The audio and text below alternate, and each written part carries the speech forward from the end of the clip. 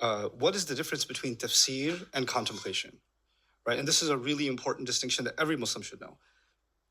The objective of tafsir is very simple: to not misunderstand what's being said. If you just take that as the axiom, the purpose, the objective of tafsir is to make sure you're not misreading what's being said. So, and therefore, you know what the word means, you know what the context is, you know what the pronoun, who the pronoun is referring to. If it's talking about Pharaoh, you're not thinking it's talking about Abu Jahl or something. You didn't mix people up, right? So you've got your information right. To give you a parallel, it's like you heard something on the news. The objective of tafsir is investigative journalism. Make sure you got the accurate report on what this actually was, right? Now that you have the accurate information, now let's think about that information. That's tadabbur. So tadabbur is the next step. Yeah.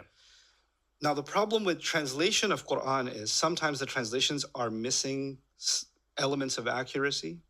Sometimes they're missing elements of context.